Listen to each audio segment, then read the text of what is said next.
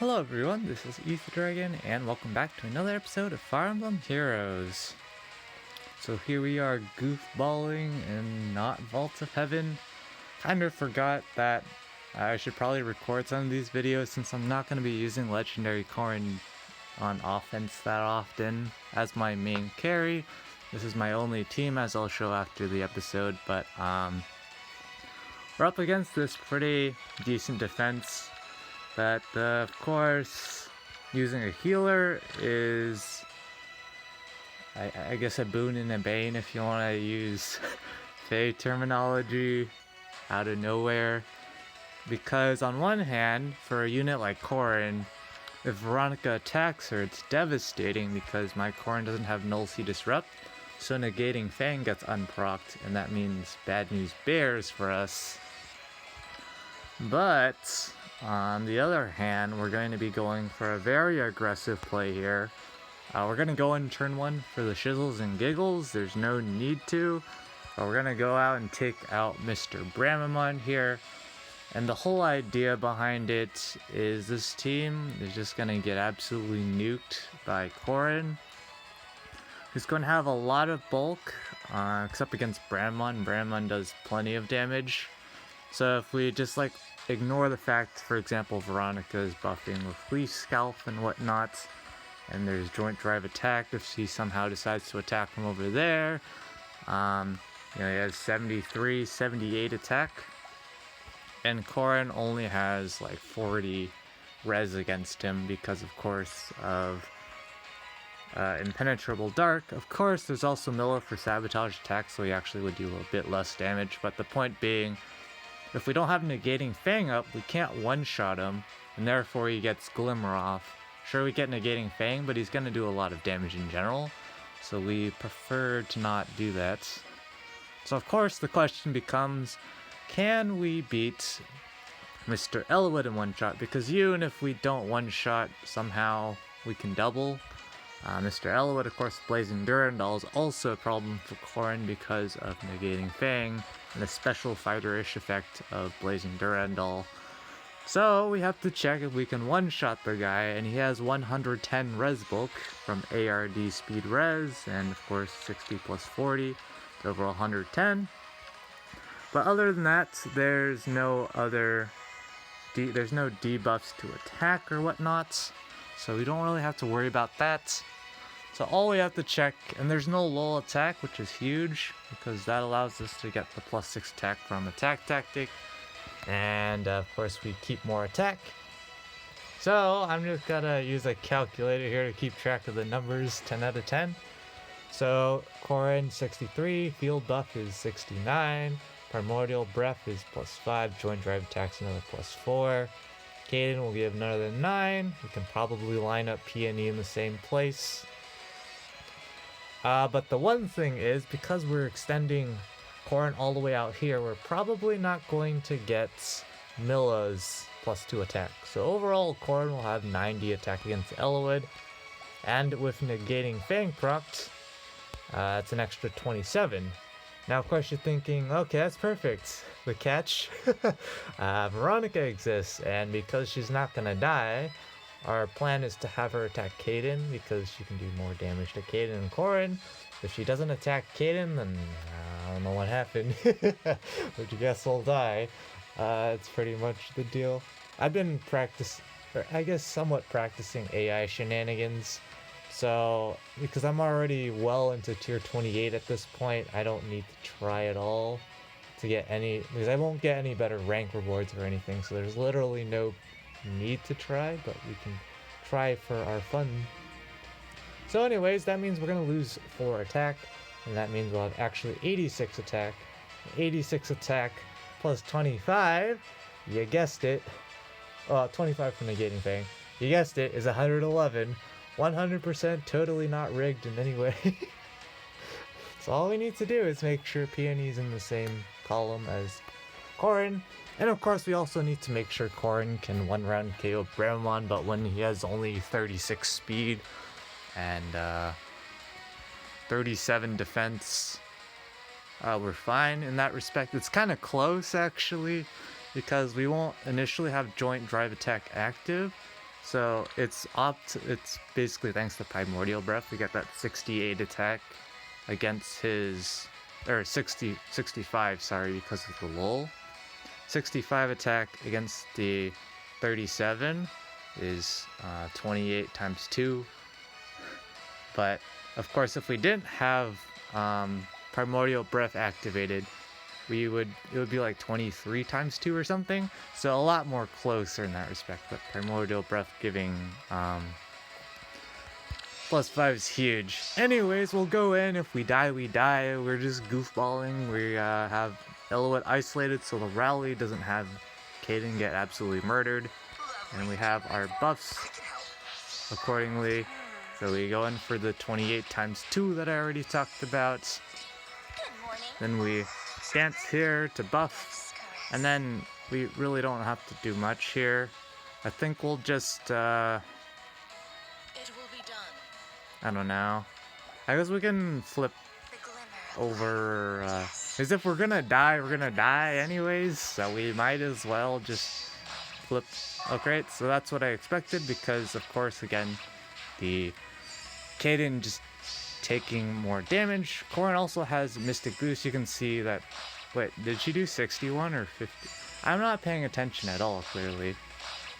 She did 61, right? And he had 60 HP or something? I don't know. I don't really care too much.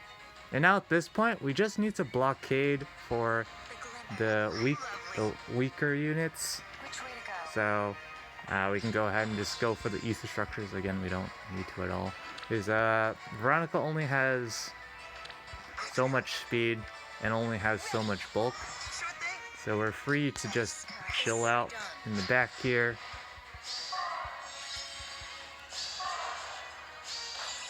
Are we able to pick up the ether structure this turn? I'm pretty sure the answer is probably yes, but I don't see a convenient way of doing so. So we can of course push back the lines, or just wait a turn, which I think is what we're gonna do.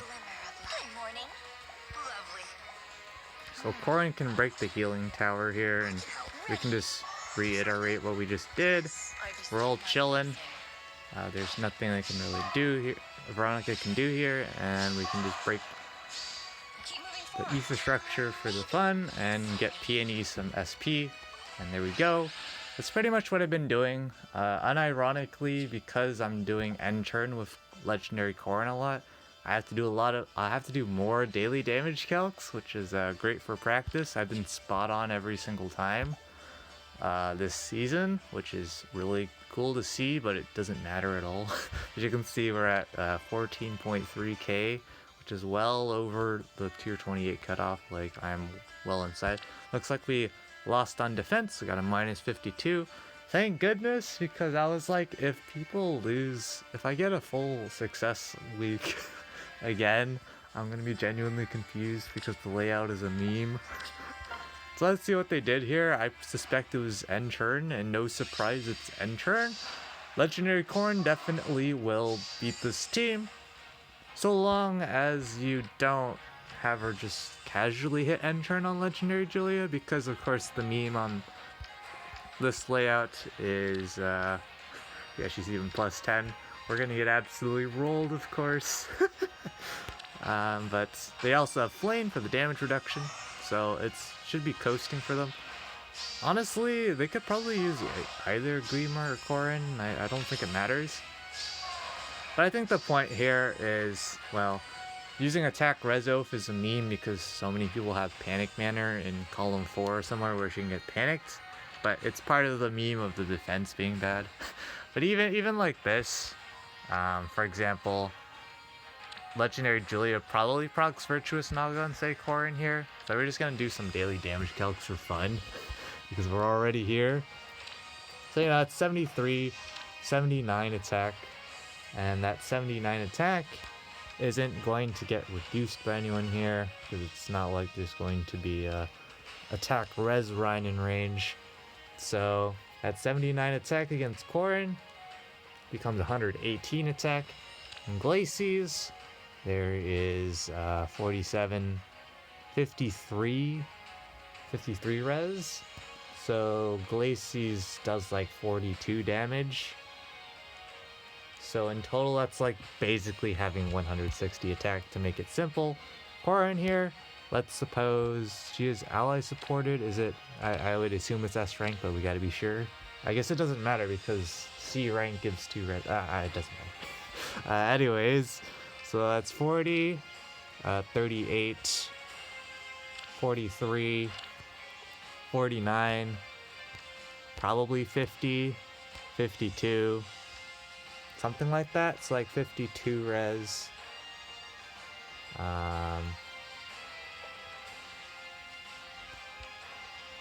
Something like that, I want to say. So yeah, it would be 108 base damage, but of course with the damage reduction. Oh, that is so funny. Without Flame's 30% damage reduction, Legendary Julia gets exact lethal. That is so rigged. Oh, that's funny. But yeah, that's the meme of Glacies this season. And of course you can't buff for res because of Light and Dark. Factor. And of course Julia is debuffed for attack and res. But the point being, Flame exists. And that's all we really need to know. 30% extra damage reduction is huge for Corrin. It's like 51% overall damage reduction when negating Fang also procs, if I did that in my head correctly. But yeah, this team is, oh, looks like they're gonna hit Enchurn with Grima, which also is perfectly going to be fine.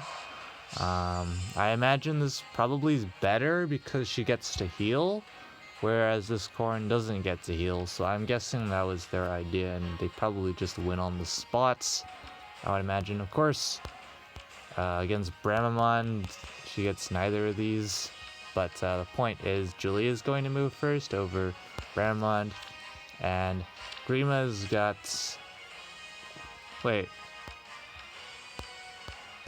Oh, she has Dragon Effectiveness. Okay, maybe I'm overthinking things a bit. So Seliph should probably move and Potato the Dance, yeah. I don't know if they whatchamacallit. I don't know if they compute the AI to do that. If they did, props. But they also have Dragon's Ire. Given, and Seliph is not fast enough to naturally double because of Peony buffing. So, and he's not one-shotting on the spot, is he? 72, 84. No, there's damage reduction as well. So yeah, it wasn't going to be close. Maybe Wings of Mercy might have happened. Things might have gone down. But if this was all planned out, just good execution, and they should be able to take care of Julia relatively easy here. Yep. They can just heal, hit and turn, and call it a day. Of course, there's Panic Manner, so they debuff themselves a bit, but it really shouldn't matter. Because Bramamon can't double. Actually, he can. Never mind. I guess he gets one shot by Glimmer. Barely. Things could have been terrible if that didn't happen, but yeah, just solid play and solid units, especially using both Corrin and Robin, or Grima, however you want to call her. Very solid. Of course, Dragon Scales definitely quite strong because -6 attack and res and the +1 special cooldown charge. With Glimmer, when you stack attack, it scales, and of course they got ward flyers and drive attack and joint drive attack here, and Peony and Milla with Ruse to inflict guard, which is definitely very useful to prevent specials from proccing. So yeah, just solid play, nothing to complain about there. I was waiting for someone to finally do it. Like, this replay, spoilers, is quite interesting to say the least. But yeah, the rest of the week so far has been successes. So great to see that the meme layout is actually a meme. It's not like broken good in any way, because it's not. It's just high cooldown specials ready to go. And you don't even have to face tank them if you have the kill power, but of course getting the kill power can be non-trivial. Because, like, say, if you're trying to initiate into Julia with like a ranged unit, if you don't one-shot her, she still has a pretty hefty Glacies coming at you, so if you don't have any way to get rid of it. But anyways, as promised, I gotta show you that this is the only offense team I have. And yeah, so that's what we're doing this season. And it's been working alright. It's definitely quite useful to have Kid into buff. Corrin without buffing, she gets hit by Bright Shrine, at least during light season. Milla creeps Dark Shrine for her, which is huge. And the chills, of course. But her speed is definitely still lackluster. Against that Elowood, pretty sure she was probably gonna get doubled if she didn't one-shot. And yeah, we don't speak of what would have happened if I did my calcs wrong. But anyways, that's gonna be it for this episode. Thanks for watching. As always, this is Ether Dragon, and hope to see you all next time. Bye.